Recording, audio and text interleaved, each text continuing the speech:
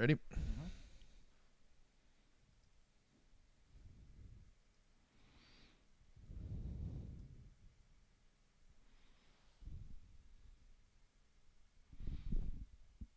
What's up, ladies and gentlemen? It is Friday, March 11th. Welcome to another episode of the Volleyball Source podcast. Today I'm joined by the always popular, the always knowledgeable Mr. Dan from 5-1. Dan, how you doing? Everett, it's good to be here once again. It wasn't even that long before No, I know. we were last together. I love this. Yeah, this is Toronto volleyball content production. It's great. Yeah, exactly. That's the point. This is like what, 3 podcasts in 4 weeks? Yeah. Last week, well, it was weird because like last week I woke up on Friday and I messaged you and I was just like, it's weird that we're not doing a podcast today. Yeah. So we'll make up for it this week. Yeah, exactly. It's today we're just going to talk about some international volleyball. Do a bit of a preview for the 2020 season. The 2020 season should be a pretty good one with VNL going back to its normal format, and then we've got the World Championships coming on later in the year. So it's going to be a packed season. Also, the beginning of a new quad, right? Yeah. Prepping for 2024, or triad if you want to, or if you want to say that. But yeah, let's start with VNL. Sure. So. Well, let's bring this up right here. It's kind of a good time to talk about this too, because it's not playoff time, but it's close to playoff time. We know most of the seedings. It's kind of like exactly. You know, we're not quite an international season yet. We still have all the Champions League, all the best part of club season so far. Sorry, but yeah. VNL, I hope. Although I'm not gonna lie, Everett, I kind of like the bubble format just from a viewer perspective. I know it's kind of sucked for the players and it was tough for all the media and organizers, but you know, from a purely selfish fan point of view, it's kind of cool. Yeah, except the reality is that neither of us are selfish fans, and you know, it was nice, but it was also so much of an overload, especially like doing the women and the men. Yeah, true. And like it was for me, it was like a wake up every day and be like, okay, what match? Like it wasn't there. It was like 30 days straight of matches. So I'm excited that there's going to be some days where there's games and days where there isn't. I mean, for me, this, especially like Canada is going to be, both women and men are going to be in it. So there's going to be a lot to that. Perfect. But also there's also the plus sides of now we're going to get to go and watch VNL this year. Right, we're gonna get to have it here in Ottawa, or not here, but here in Canada, in Ottawa, and then on the women's side, we're gonna be able to be in Calgary. Yeah. So I've got to watch like an insane amount of live volleyball the last couple of years, probably more than almost anyone. But when's the last live match you've been to, Everett? Last live volleyball match I went to would have been the OUA finals in 2020 Okay. Would have been McMaster against. Oh no, it would have been Queens versus Toronto. Yeah. Queens versus Toronto in March of 2020. So, and last international match I went to was Canada versus technically Puerto Rico at the Olympic qualifiers in 2020 as well. So it's been a while. It's been ready to get back in the. To live volleyball, which is, by the way, 100 times better than volleyball on TV. 100 times better. I have to say that, of course. I almost, because we were talking today about like, what do we want to have on the podcast? Like, what do we want to talk about? And I almost wanted to talk about like, let's talk about why volleyball on TV sucks so much. But I think that's another discussion. Needs like its own like edited YouTube video. That's exactly what my decision is. I do have like an outline of like what I would want to talk about. So maybe we can collab on that sometime. But yeah, let's jump into it. We've got the VNL pools here up on the screen. Of course, obvious thing to note, Russia will not be participating in this year's VNL. So anytime you see Russia, replace that with Tunisia, potentially. We haven't heard anything, but do you think different? No, they'll probably go by rankings, just knowing how these things work behind the scenes. But, I mean, it would be way better if it was one of the challenger teams who, theoretically, it's probably a little more deserving. But the highest ranking is Cuba. Cuba comes in at 13. Tunisia comes in at 14. Okay. And then Turkey is the next one. And I think they're like at 16 or 18 or somewhere in that range. So, which I think Cuba's the best out of those teams, but Turkey's pretty close, and Tunisia's like a gulf behind both those teams. Oh, absolutely. But we all know how like the FIVB loves to give things to. I mean, they're trying to grow volleyball in Africa, so it would make sense to allow like the best African team. Well, I hope they're trying to grow volleyball in Turkey too. That's another. Yeah, I mean, I think the Turkish market is, especially since they've already got it with the women. So, we don't really know that. But this year, a bit of a different format. You've got pools of 8 in one location. Each team plays 4 matches in 6 days. What do you think of the format? Yeah, I mean, it's pretty cool. I mean, the pool format, you have less weeks to worry about, which is always kind of the issue with Nations League, is that like you dedicate 5 weekends in a row. Like that's not realistic for a lot of people, or 6 weekends, I guess, if you include the finals. But I think it'll be good. I think it'll be fairly easy to follow. I think it'll be fun. And I love the single elimination playoff format, because that was probably the biggest issue of all, is that you had this really weird 6-team playoffs. That's World Champs, not VNL. I could have sworn they did that for VNL too. But like VNL, they do always have, because like they have the finals where they have the 3 pools, and then you just go on to.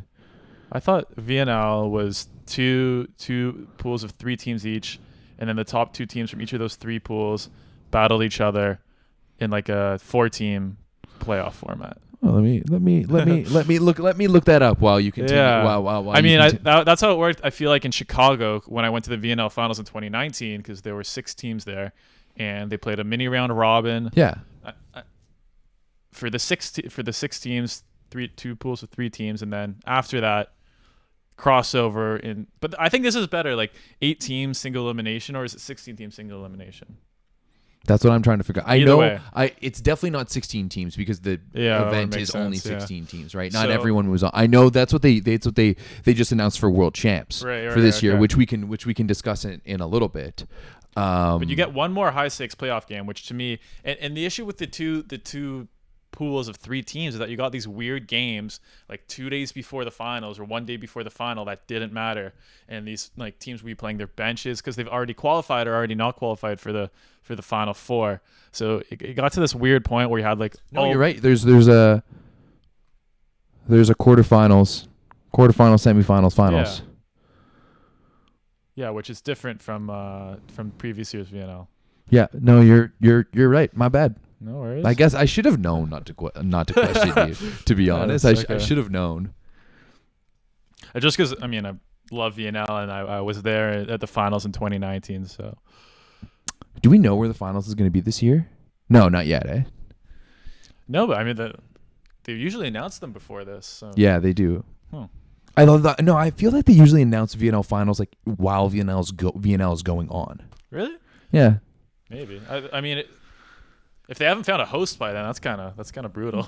Yeah, you're not. Usually you want a host for an event like this like a year in advance at least, a bare minimum. So yeah. They probably have one ever. Yeah, you're not wrong. So looking at these teams, obviously it's the same teams as last year. No challenger tournament going on. Plus whoever's going to be brought in for Russia, which sucks. Yeah, which ultimately does suck, because Russia is one of the best teams in the world, and not having them there is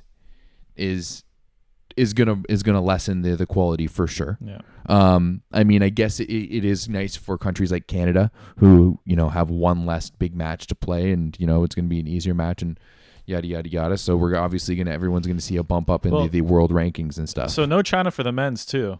No China for the men's. Right, or not. No, there was no China last year though. Yeah, but that's because remember they qualified, but they couldn't go. Yeah, exactly. So, and that's when the Netherlands came in, right? Yeah. So I'm kind of surprised they're not just letting China back in. A huge market there, another market where they're trying to grow. Yeah, but China's just not good. I know. I'm just surprised. Yeah, that I'm not gonna lie, that is surprising a little bit. But maybe it's something to do with the Chinese Federation. Like maybe they want to stay out of it. Yeah, true. Who knows? Yeah. Early predictions here. Who do you think is a team that is going to kind of surprise us? All right. For the men's or women's or whatever. Are we doing women's well? I could do a bit of women's. Okay. I can always do women's as well, but I didn't know if you had brought notes. I have two teams that I think are going to take a step this year for the men. Okay. Iran and Argentina.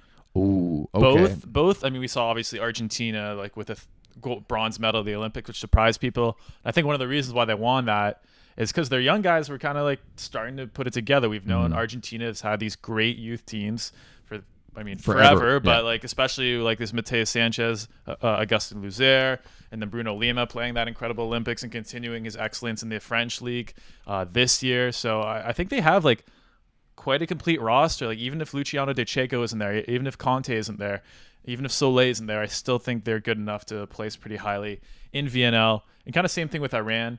This they've had these great youth teams over the past years, like Emir Sfandiar, Amir Tukta, the middle, who's Javad, the setter for Mosaic.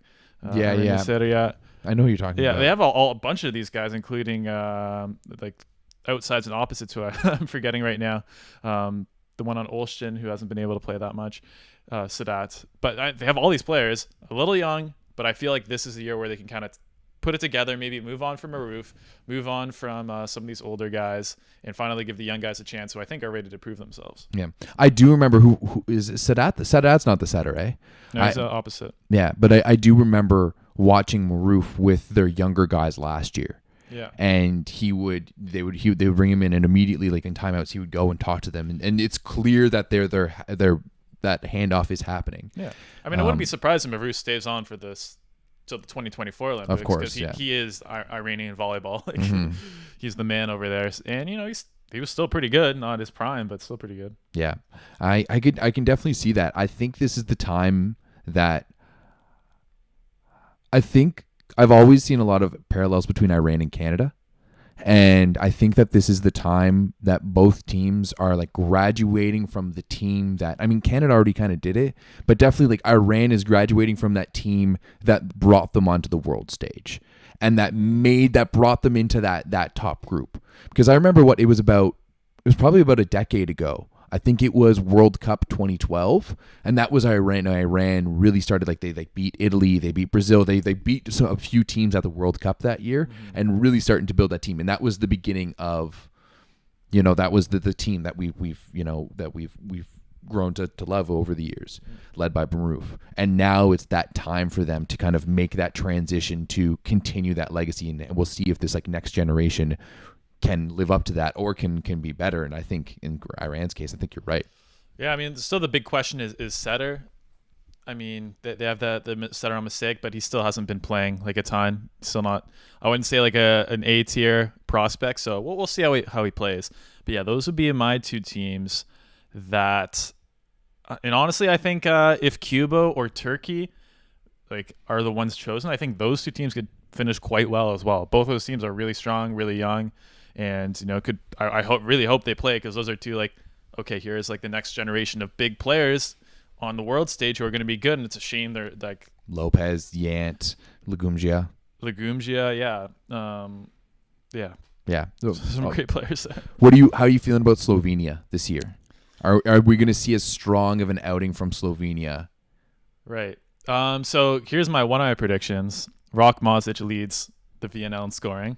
Wow, that's a big prediction. As we've seen, he's leading the Italian league in scoring, and I think that's harder to do than leading the VNL. We've seen some strange players lead the VNL in scoring in the past, I would say. Yeah, Namir did it last year. Yeah, Namir. You've had like Nishida lead the league when he was like 19. You've had like Bruno Lima lead anyway. It's someone who's going to get a ton of sets on a like average team, essentially. And I think Rock is the exact guy to do it. But you don't think that Slovenia is a more complete team than Verona is? Like playing for Slovenia, like you're gonna have Tina Ernouts, you're gonna have Chabul. But remember last year they played entirely through Clement Chabul in the VNL. He was like one of the leading scorers. Yeah, I guess you're. They had like this really outside hitter centric offense that like works pretty well for them, especially when you have Tonček, Stern, and maybe like. Oh, I forgot Stern. I always forget Stern is Slovenian. I always think he's Slovakian for some reason. No, yeah.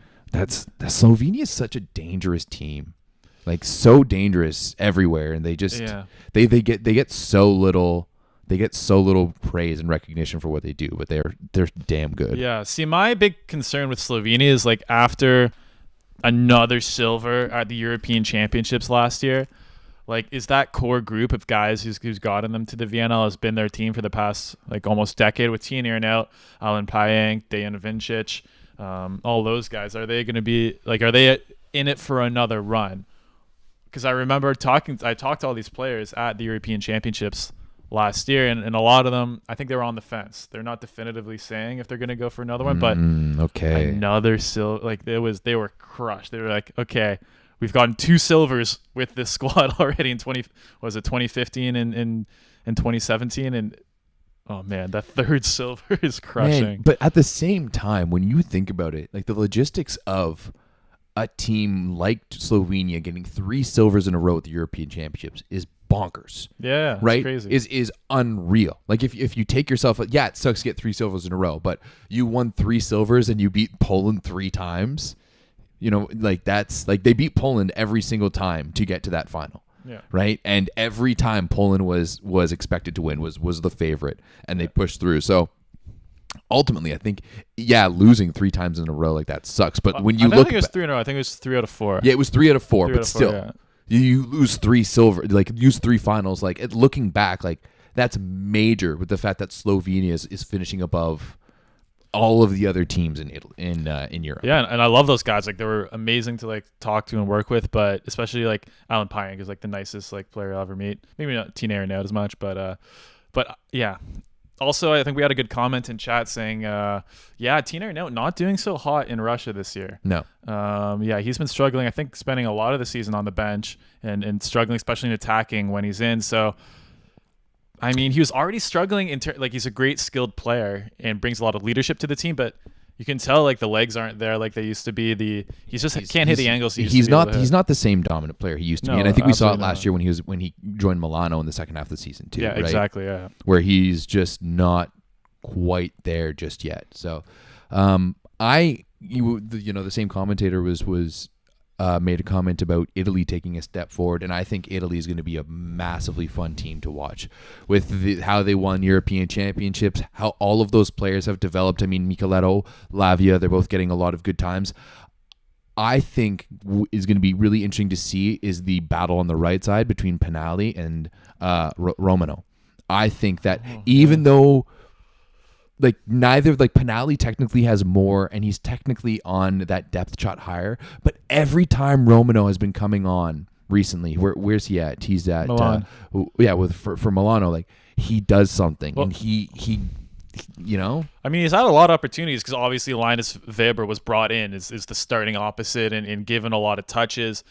But I mean, Yuri Romano, like he's honestly played, like you said, really well. He's Patry. Weber's at Padova. Oh, sorry. Like he's getting playing time over Patry, which is even bigger. See, Weber, Patry, they kind of look similar. That's why. Both goofy white guys. Yeah, exactly. But actually, I have an Italy prediction that they're my pick to win VNL. Yeah, I mean, I don't hate that at all. Yeah, because I think a lot of teams are gonna leave players at home, especially between the 2-3 pools. Probably gonna bring different rosters to different pools, which is another thing I'm looking forward to this year. Have a super young team. Honestly, Micheletto, Lavia probably taking another step since the European Championships. Bertoli as well. You have like Matteo Bottolo and Francesco Ricine, also like 2 other really good outside hitters. I do think opposite. Yeah, it could be Romano. I don't love Penali. He did have a pretty good outing yesterday in Champions League. Yeah, against Berlin. Yeah, but I agree. I don't love Penali either. But what's Penali listed at for height wise? I have no idea. Because I think he's listed at like 197, 198. He's not big. No, he's like 6'3". He's like 190. Neither is Romano, but Romano is a shifty lefty, and I like Romano's probably 4 or 5 inches taller than Penali. Really? He's a lot. He's a big boy, I think. Yeah, fair enough. So. Another good comment here, Stefani. Stefani from Taranto, Tommaso Stefani, who played middle for them in their youth championships, playing opposite this year for Toronto, right? Yeah, having a good season actually. Looks good on the opposite. I don't know what the long term is though. If they want to bring him in the middle or opposite, it's kind of an interesting coaching decision. Mm-hmm. That is interesting, because that's 3 really good young opposites that they have there in Italy. Italy, man, is like. It seems that looking back at like maybe this time last year, like even like guys with Monty and Tommy into the Discord, just didn't seem like there was much hope for Italy outside of Wantahena. And then all of a sudden they show up to European Championships and win it with this young team.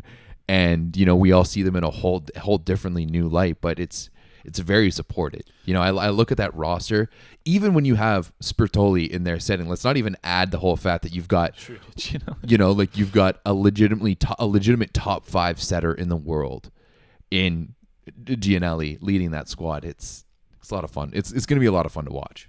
For sure. And there's like a fun group. Like it hasn't, the seriousness hasn't hit them yet, I don't think. Maybe it's different. No. But like they're still having fun out there, right? Yeah. Right? I think they're going to continue to too.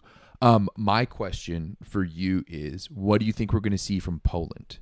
Because Poland is very much at that crossroads, and we all saw the disaster that was last year with the Olympics and with the European Championships. Do they move on from Kubiak? Do they move on from Drzyzga? Like, are we going to see a Janusz run offense? Are we going to see more Slivka and Semeniuk? Maybe some more Kaczmarek? Like, is it time for that younger generation who also had a lot of success at the younger levels to take over? Well, I think you have to without Hanen, getting rid of Hanen, which I think he officially stepped down, but he was definitely being forced out by the Polish Federation. So I think you have to, because I think like there were clearly cracks in that locker room and divisions in that locker room. I'm not sure exactly who it was between, but I mean we have a pretty good guess, pretty good idea that maybe Kubiak and Drzyzga were on one side. So yeah, I think those two guys. I mean, again, honestly, it was probably time for them to go anyway. That's like, I think the natural course of it is you have Kubiak, Drzyzga, and Kurek, and all three of those guys can just move on. Yeah, I think it's time. I mean, Kurek is probably the one guy in there who I would still say can play at a pretty elite level. But even then, you have Kaczmarek, who's leading the Plus League in MVPs already. I mean, another great season for Zaksa. I was saying last year that Kaczmarek should be getting some more time. I love watching Kaczmarek. Is such a complete game. He's a very underrated right side, in my opinion. But I think the biggest thing will be the setter switch up, because you bring in a new coach. You're going to want to bring in a new system. Probably going to want a younger setter to learn that system, and we'll see. I think they're going to shake some things up. There's going to be definitely some more youth. For Poland. Yeah, you have to. And if like an embarrassing amount of talented young players, like it's insane how many good players they have. So they have an embarrassing riches. They could almost have 2 teams. Yeah, that would be legitimate. For sure. No, maybe their second team would not get relegated. Absolutely not. Yeah. Hell no. But yeah. What do you think, before we talk about Canada, because we're both Canadian, and obviously there's gonna be a lot of change with Canada this year. The U.S. right now is in a weird spot. Right. Aaron Russell we haven't really seen him all year for Piacenza, right? Still coming back from injury. Matt Anderson having a pretty good season with Perugia, and is taking his time and has the ability to sit on the bench too, because when Plotnicki comes in, so he's not too overloaded. DeFalco's having an amazing year. So to me, when I look at the fact that sure, you don't have Taylor Sander anymore, Aaron Russell is a 50-50 at best, I think. But you look at TJ DeFalco and also Thomas Jaschke. Jaschke's having a great year at Milano, leading them in scoring.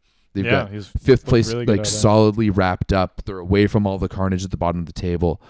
What do we think about the U.S. moving forward, especially this summer? So I think if we're talking about VNL specifically, I think you're going to take a step back, aka not really compete for a title or a medal. But I think that'll just be because I think some of those U.S. guys might maybe they're targeting 2023, maybe they're targeting this year. But I think you might see like a Micah Christensen or Eric Shoji, kind of some of those guys who've played every single summer for the past 6 or 7 years. They've got to be like thinking, okay, at least let me maybe skip 2 weeks. I'll come to like the 3rd week or something like that. Those guys need a break, especially after COVID and last year, and Micah Christensen playing in Russia. Probably, maybe I don't know what's happening with him. Mm-hmm. And yeah, so I think they'll take a step back there and maybe see like a Micah Ma'a, another outside hitter I would like to see on the roster this year. I mean, there's 2. Jordan Ewert, who's just named MVP of the German Cup final. Exactly, playing really. I think has the most MVPs overall on the season for Lundberg. Yeah, Stanford graduate. From 2019, so still pretty young. So I love to see these guys. Maybe they don't come out of the gate and they're getting Superliga contracts, but they work on their game.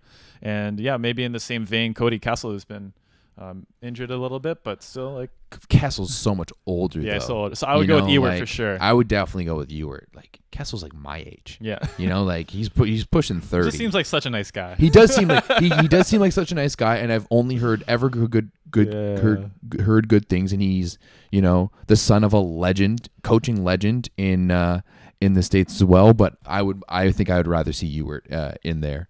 Yeah. Do you want to touch a little bit on Canada? Because that's going to be interesting for me. I have a bunch more notes if you want to go let's keep Okay, hitting so which team do you think is going to take a step back this year? Russia. Yeah, okay. Sorry. Take a step back. I think Serbia is going to take a step back. That was who I had as well. we've got some comments in the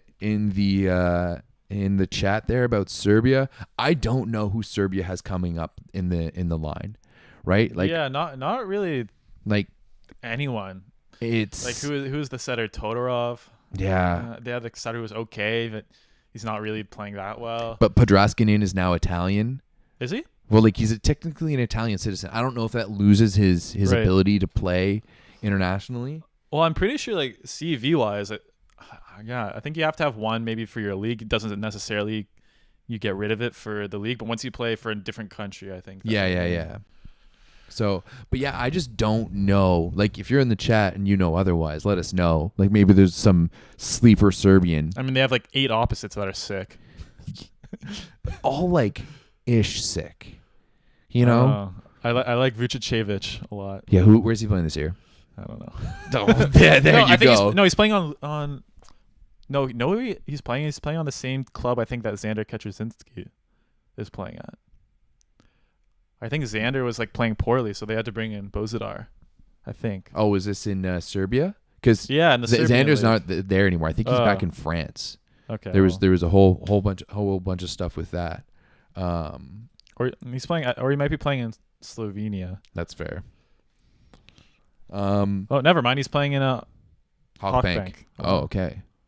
I mean, hey, Halkbank's. I think Halkbank's at the top of the league in Turkey right now. Good. So previously played for Ljubljana. So okay.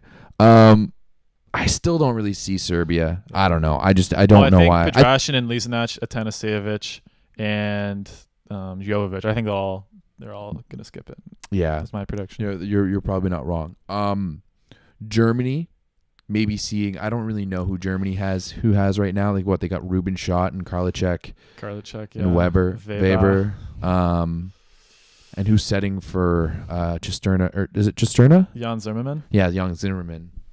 It's an okay team. It's yeah, not that good though. Zanger's. I mean, he's sick, but yeah, Zanger's having a good libero's not going to elevate you to like the next level, really. No, yeah. I had Germany as well. Actually, said they didn't finish top 10, and I think they were Are they a challenger team in VNL?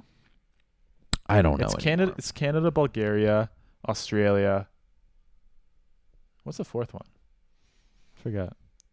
Yeah, me neither. Anyway. So I mean, speaking of like Australia, I think that's another team that is just. I think honestly, of the teams on the verge of relegation, I think Australia might be it. How are they still in VNL? I'm sorry. I love Australians like Luke Perry, great libero. Rash Dosanjh actually like having another good year, but other than like their wings are just like. Oof. Yeah. No one playing it's in so sad too because it could be like a volleyball country like Canada. We've seen it in the past. Yeah, absolutely. But I feel like they don't have, even compared to Canada, their infrastructure is way worse. Horrible. Yeah. I think in terms of that, like Canada has very good our growth in the past 10 years is due to the growth of the infrastructure over the past 15 years. Of course, that's how it always that's how it always works. So, but yeah, I don't see it. Especially like I think we have an even bigger knowledge of Australia too, because a lot of their best players come play here in U Sport, right? So there was James Weir. Yeah, and, James Weir, Paul Sanderson is another guy. So yeah, it's always pretty interesting, but yeah, I just don't see Australia sticking around. Who knows though? They somehow managed to squeak by all this time. Like, we'll see. Yeah, I don't know. Like, there's not even any like Korea isn't even around to beat up on. Yeah, to beat up on, Yeah. Yeah. Okay, I have some breakout players and other teams as well. Okay. I think I saw someone mention Brazil in the chat, who's another like good prediction for a team that is maybe time to like bring in a new group, like rejuvenate the roster a bit. Wallace and Lucas and those guys are getting pretty old, and they have a couple of good players. Darlin Souza, who is Alan Souza's little brother, from playing in the Brazilian league, third in scoring in Brazil. All right. 4.5 points per set, 52% attacking. Pretty sick. And Victor Cardoso, who you might recognize the name from, like, I feel like he played like 3 or 4 years ago in VNL when Brazil's like all their outside hitters were injured. Yeah, 2018 before the World Championships. 10th in scoring on 3.75 points per set, 53% attacking. So 2 young guys on Brazil who I think are going to go hard. Do you think they're going to go with Cachopa instead of Bruno setting? I think so, but like Poland, I mean, and Brazil guys are still good, but they seem to just love playing volleyball, which is a great thing. But I feel like they'll have to ask like Bruno not to play. Like I think he's over there playing if he's healthy and willing. Like that guy loves volleyball, so maybe I think Cachopa's ready, but. Yeah, I mean he's moving to Monza next year, so we're gonna be seeing him in Europe.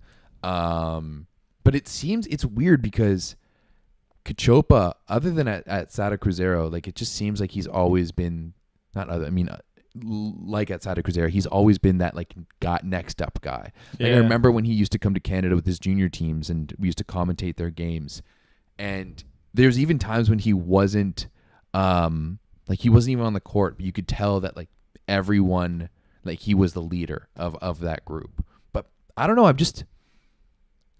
I feel like Brazil does this though, where you don't really know their guys, and all of a sudden there's like a superstar there, because they've got so many guys. But I don't know. I keep on being the guy expecting Brazil to just take a step back, like not a step back from the elite, but like they're always in the conversation at the top, right? Even last year they won VNL. Sure, they didn't have a great Olympics, but they're. But I mean, they still have Lucarelli, who's in his prime. Yeah, they still have Wallace. Yeah, they're gonna have Flavio in the middle. Douglas is still a player when he's playing for Brazil. What do you think about Douglas though? Is he gonna like play? He's not gonna have played club for what, 6 months by the time VNL rolls around? I don't know. You're not wrong. Like maybe we've seen the best of Douglas, because now he's like a social media star. Plus, if he's taking like, again, whatever he wants to do, all the more power to him. But like if you're taking that seriously. Probably not training if you're... Like, and you're probably making way more money. Yeah, of course. Right? If you're in the Big Brother house, like you're not playing volleyball in the Big Brother house, as much as I love Big Brother, but... yeah. All right. Should we do Canada? Yeah, I mean, I think it's going to be interesting for Canada in a lot of ways. Just in general, I think this whole summer is going to be interesting because it's going to be such a change from what we're used to. And I mean, I haven't talked to Benjo yet, and like that's on my like list of things to do. And I know next podcast gotta get him on. Well, the thing is I've been wanting to, and I know that like Ben and I have a really good relationship, and we've been interviewing him for years and stuff like that. So I want to do it with him face to face. I don't want to do it online. Whether it's I go to Ottawa or like I'm still thinking about going to U Sport Nationals in Winnipeg in a few weeks. I want to be able to do it face to face with Ben. Because there's like a lot of things I want to talk to him about, and I've been thinking about this recently, and I know for years, whether it's on the Discord or in chats or whatever, and people had asked me like, what about this player? What about this player? And I would always be like, oh no, they would never fit into the Canadian system. They would never fit within what our team looks like. And like right now I'm thinking specifically of Jackson Howe, right? And everyone knows, like everyone's seen him on Instagram. Him and Derek Epp are probably the most viewed duo outside of pro. He's like rocket boots. Like he jumps high and like touch, like incredible. And I've always thought for me to be like, he would never fit in a Glenn Hogue system because he wouldn't. He's an undersized blocker. He's, like there's a lot of things that don't work within a Glenn Hogue system there. But once you bring Benjo in, I don't know what our system looks like anymore. I don't know what our philosophy is going to be like. And I also think that that's probably going to take some time for him to figure out.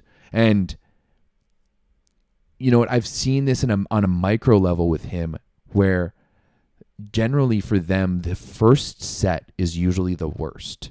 So if you think back to, like, remember when Trinity beat McMaster in 2016 at CIS Nationals back then, and McMaster had the team. Like, they had Stephen Marr, Danny Demyanenko, a 6'9" lefty on the right side. Like, they had the team. Like, it was Stephen Marr and Brandon Coppers.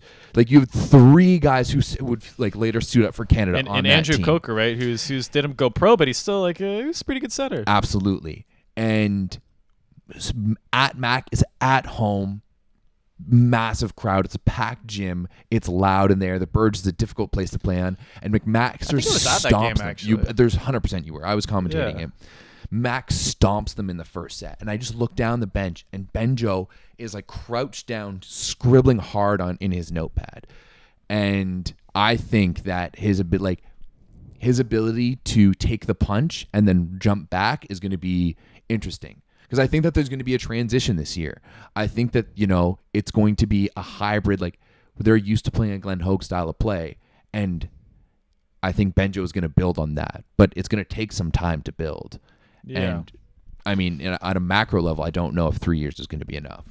But well, that's what I mean. Like, how much... I mean, it seems like a natural time for a lot of our players to retire, at least from the national team. Mm-hmm. Like, who do you bring in? Like, especially like who's going to set for this trad? That's probably one of the biggest questions.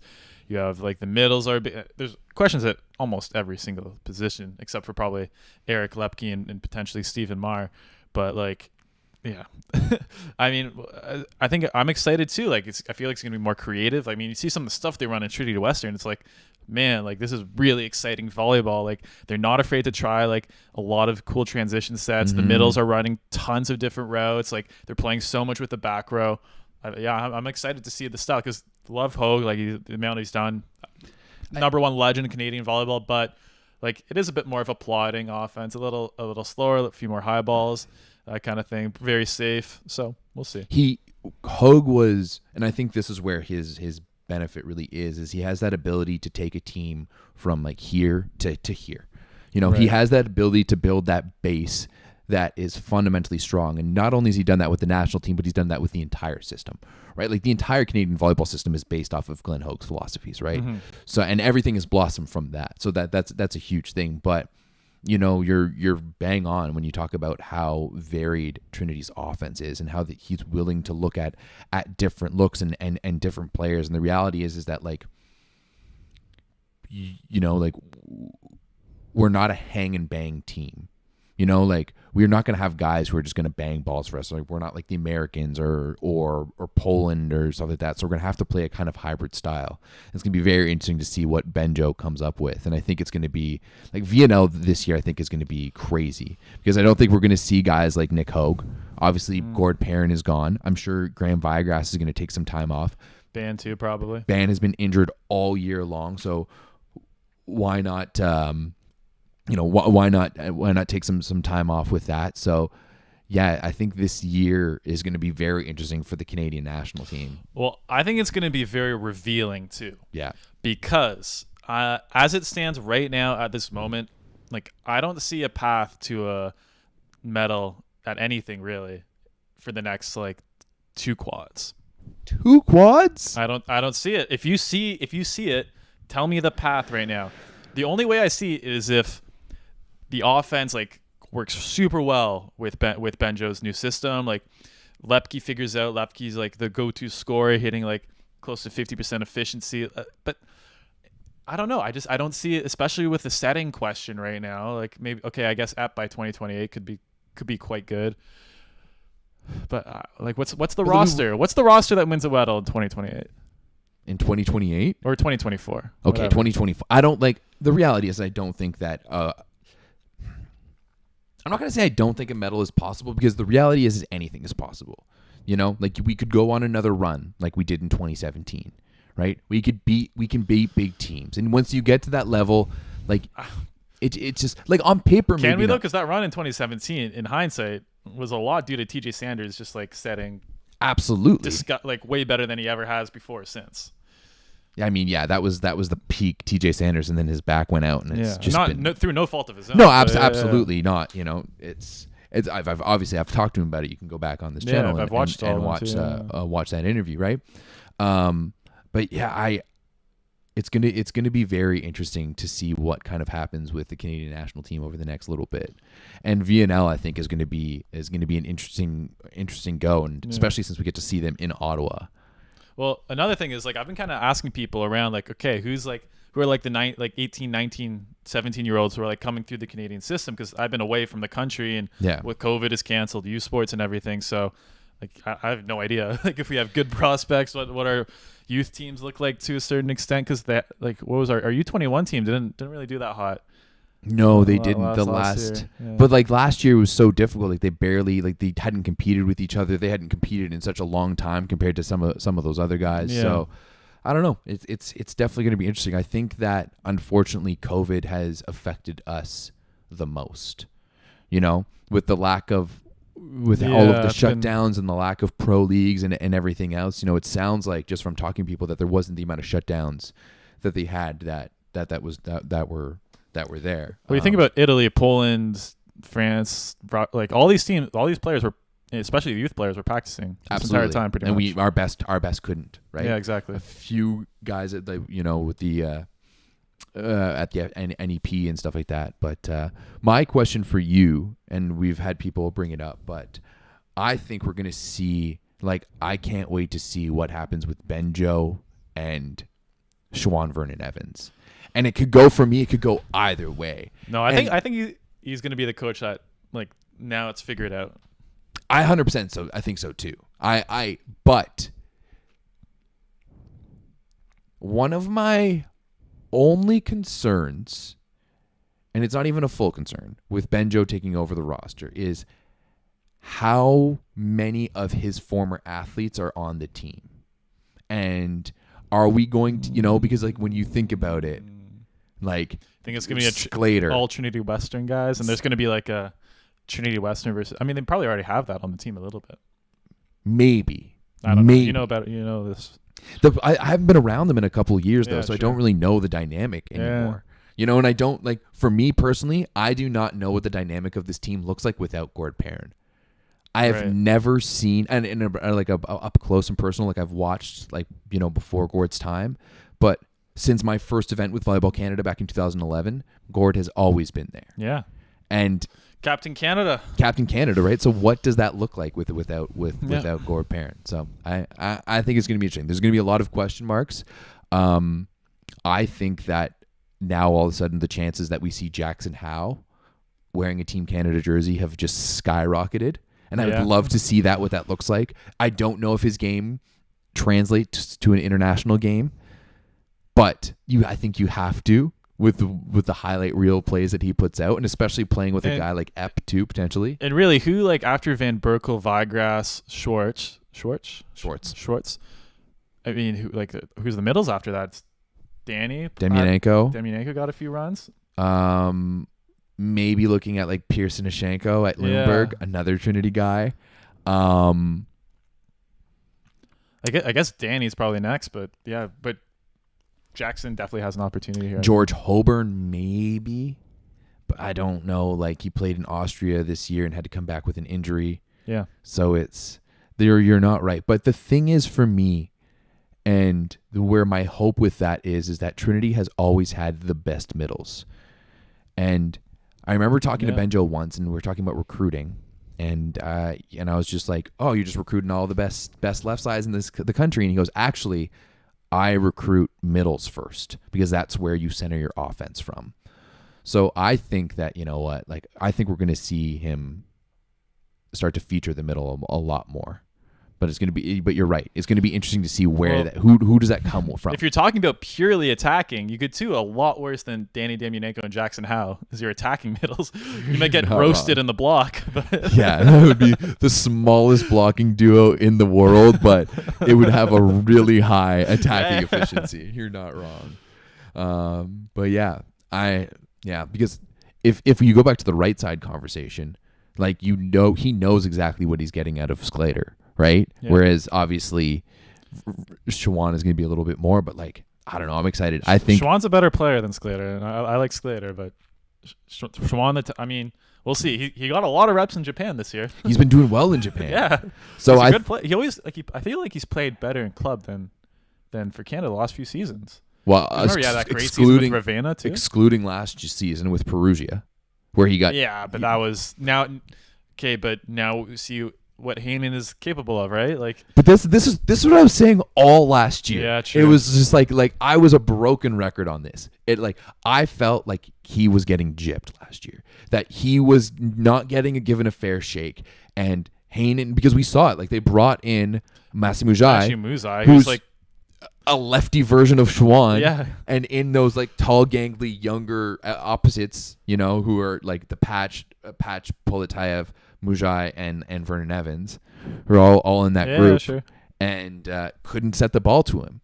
Right, but the year before he had a great season with Ravenna, scored over 300 points. The season before that, he came off the bench and scored 20 plus points in the Plus Liga finals. Yeah. When Bartosz Kurek was injured, like, he's put up numbers, and he's a physical player that can play.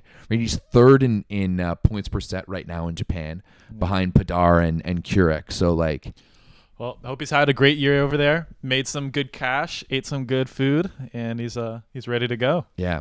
All right. Any other VNL talk? I had a couple players on the women's side that I think could be interesting to watch. Yeah, let's do it. I think Catherine Plummer, who was obviously probably one of the most well-known NCAA players of the past decade, was huge for Stanford. But then her pro career got off to a bit of a slow start, but now playing a pretty big role for Caneliano, and I think especially if they make a deep run in the Superliga and Champions League, then Catherine Plummer's ready to play with Team USA. I mean, you have probably Jordan Larson. I think she's definitely retired at this point, right? Yeah, I don't know if she's gonna be playing on the national team. Yeah, maybe at the World Champs. Kim Hill probably. Kim Hill is long gone. Yeah. I think as well. So I think it's going to open up some opportunities on the outside, and Catherine Plummer's, right there, maybe Megan Courtney will play, although she plays libero usually for Team USA, right? Yes, and she then, does, yeah. I don't know, Victoria Jones-Perry as well, another possible name. So it's going to be. I want to see if Dana Rettke makes that roster. Oh, she's better. Especially. She's going to make the roster for sure. I don't know. Who knows? You never know with Team USA. Kirch always, he's a great coach, but he always, he's kind of weird with his roster selections sometimes. Yeah. He's like Herb Brooks. The Miracle on Ice, the 1980s hockey team, Remember when he's picking the team and they're all mad at him? They're like, but you got all these best players. I'm not picking the best players. I'm picking the best team. Yeah, exactly. Yeah. I think, did the Americans win it again this year? I mean, yeah, I would say they always have about a 50% chance of winning. They're so good, so deep. There's no slowing down of talent coming out of the NCAA. I don't follow the NCAA as much as some people, so I don't know who. We need an NCAA women's person in the Discord. So interesting to watch, so good to follow. I think I watched just the championship game, but that's about it. Yeah, there's just so much of it. I find it's overwhelming, and then it's hard to watch in Canada and exactly, and all of that. But yeah, if you're watching this and if you're an expert in women's NCAA, come join us in the Discord. Yeah. Link is in the show notes below. So I have one more women's player. Who you got? Olivia Rozanski. Okay. First leading scorer and MVP getter in the Toron Liga this year. Okay. 1997. Let's see, who else do I have? Yeah, the third place team, Liżanowo. I don't know if I said that right, but 4.1 points per set, outside hitter. Okay. And with a Polish woman, they're outside hitters probably the position where they're the most, they don't really have set starters right now. They have Goreka, who's a great young player, but again, I don't think she's been as good as Rozanski in the Toron Liga this year. And then you have, I think Lukashik was playing the other outside hitter position. So I think it's wide open. They've done a lot of lineups where you have both Stizak and Smarjak on the floor, with one of them playing on the left side. Right. So I think. Sorry, I don't think they want to do that. No, absolutely not. But it would be better if you had someone who's also a good left side there too. But I think another important thing to note about Poland on the women's side is that with a new coach coming in, Joanna Volej has announced that she's open to playing for the Polish national team again.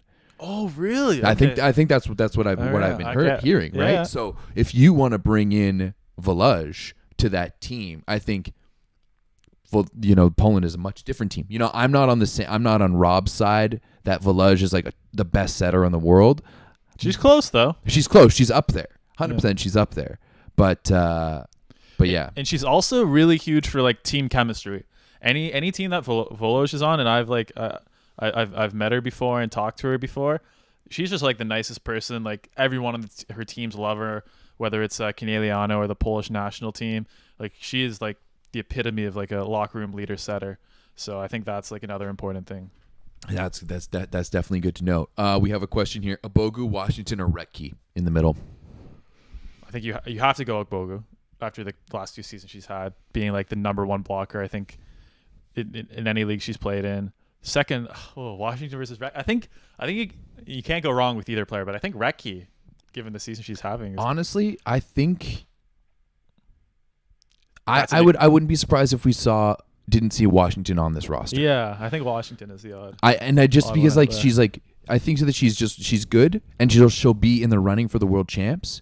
But just I follow her on social medias, and she seems to me to be someone who wants to enjoy life a little bit outside of just volleyball. Right. Okay. And maybe VNL doesn't really give you that opportunity. If you're going to play VNL and World Champs, you're not going to have any off time. It's a little different from playing in like Istanbul or like or like Italy, where you're traveling all over on weekends, you're drinking wine with your friends. Like it's a pretty good lifestyle out, honestly. Yeah, just playing pro. So I wouldn't be surprised if we saw that come out. I think Ronnie came into the chat and voiced what I was thinking too. I think we're going to see a good version of Turkey this year. Like Turkey is one of those teams that they're still looking to break through of the elite of the elite. They're in that conversation, but they don't get the results, and they're hungry for those results. Yeah, but how long have we been saying this? I feel like they've been like on the precipice for the last like 5 years, and I don't know if it's there with this roster, to be honest. I don't know who's going to be the X factor this year that takes a step. Karakurt, yeah. On the outside or opposite? Opposite. But I don't know, some of their best games over the last couple of years have been Boz at opposite.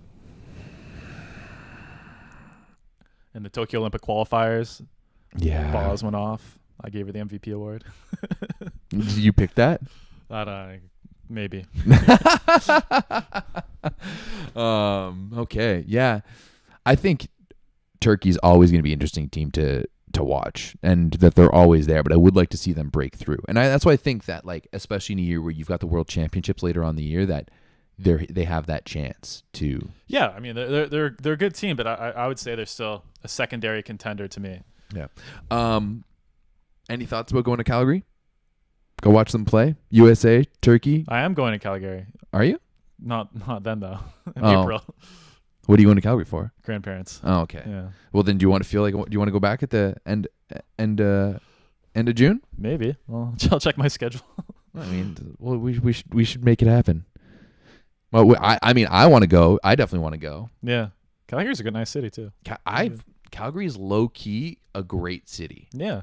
One that definitely like people give it like a very conservative vibe, but it's not really. They lump Edmonton and Calgary together. Oh yeah, that's a mistake. Exactly. Edmonton, wonderful people. Yeah, of course. Terrible city. Yeah, it's a terrible city. It's a bit Oklahoma City North vibes. Yeah, you're not wrong. All right, what else do you got on that sheet of yours over there? I think that's just about it. I think we mentioned everyone I wanted to mention VNL wise. But I feel like the main thing, like, we can make all these predictions, but especially this year, I feel like there's still a lot of question marks going in, just with international politics, the first post-COVID international play. So I don't really envy the FIVB right now. It's going to be a really tough job. Organizing all this and keeping all the stakeholders. Probably still not as hard as COVID though, so we'll see. Yeah, it's gonna be interesting. But that first post Olympics VNL is always kind of like goofy and like fun, right? That's kind of what I like. It's gonna be, but it's accelerated by a year. Like, there's just so many question marks around all of this. Yeah, I'm excited for 2025. Once everything, like, I know that's weird to say, but like, I'm excited for 2025 when everything just settles down and everything is back on track. You know, right? because I feel like the next 3 years is going to be kind of a free for all in some sense. Yeah, I just hope they upgrade their the stream a bit. Hopefully for this year's VNL, I need that 60 frames per second on my Volleyball World TV. You know what I need that. I know they can do it. I think we should just come together and like pitch Volleyball World, and we'll come in and be their guys. You know? Yeah. Just like bring us in, let us help your media. You know, let us steer you in the right direction. I don't. Anyway, they probably don't want that anyway. So no, I know that's it. They probably have a much different vision than what actually needs to happen. Yeah. So, all right, and that's it. No more notes from you for VNL. I mean, we didn't really talk about World Championship, but I don't know if anything like any predictions I would have are really that much different for World Championship than VNL. It's so much further away. I just think it's awesome that we're going to a proper format.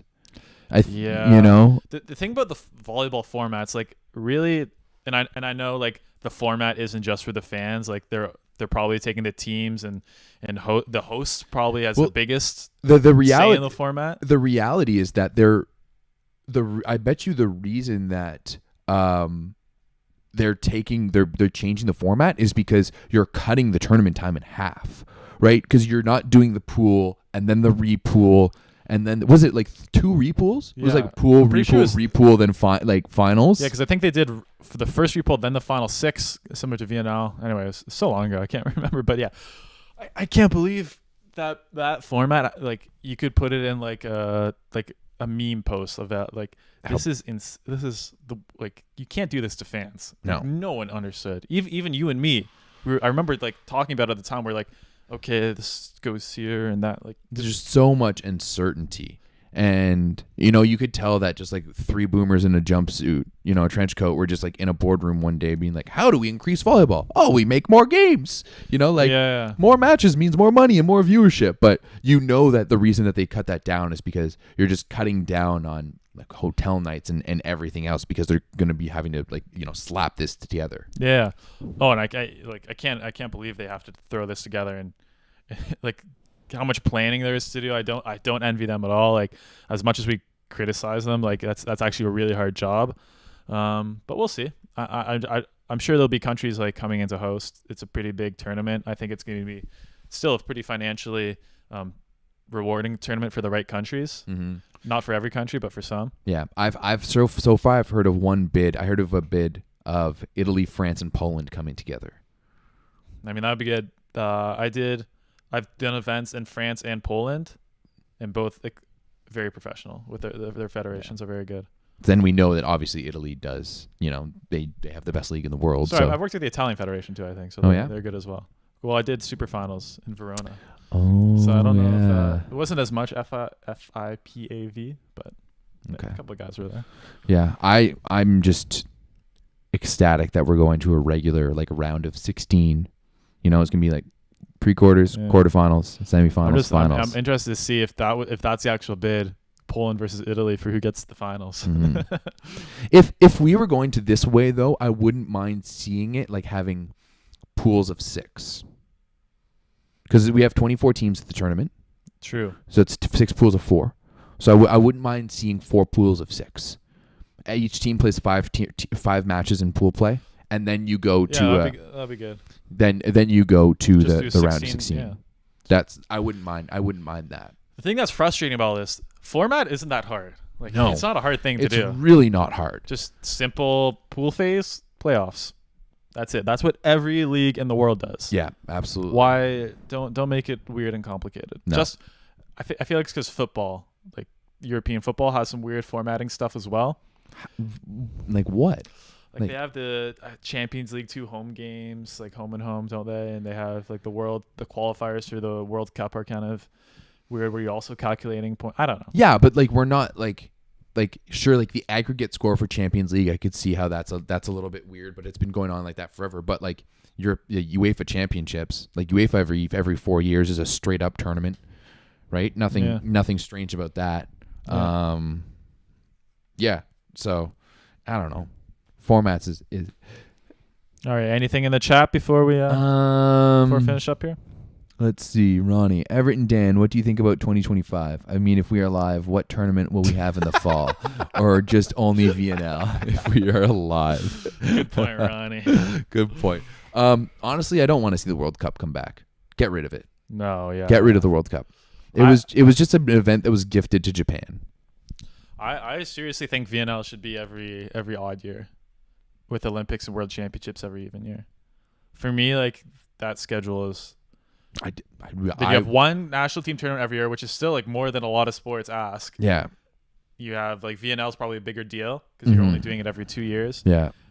Again, like the players still have all their continental championships, European championships, Norseca, training camp with their teams. Like I think it's better just to like, because this long term with the VNL happening every single year, I still think it's gonna nosedive again because like there's no way players are gonna play every year. I don't know. No. We're gonna kill our players. We already do kill our players. Yeah, exactly. You know, and that's the thing. And we're killing them for like no money even. Like guys are traveling in economy. Yeah. Like it's a joke kind of. It's And again, I like the tournament as a fan, don't get me wrong. It's great having like this tournament in June right after club season, but we definitely don't need it. No. I think that like maybe smaller tournaments, like if anything, I don't think we need the VNL. Or let's put more challenger, like a challenger tournaments in the other year, something. Like exactly. Or like you group teams together in like mini pools of 6, and they play like one round with like the 6 teams. Like you rank teams like 1 through 6, and you just have like one mini pool, and that's it. Like 7 through 12, and then one mini pool, and then that's it. We don't need to have an entire 2 months of VNL, have a little bit of time off, and then you go straight into the World Champs. It's just too much. It's just too much. But yeah, stoked that they're changing the format. Will be interested to see if they keep that for 2024. Well, given the track record, probably not.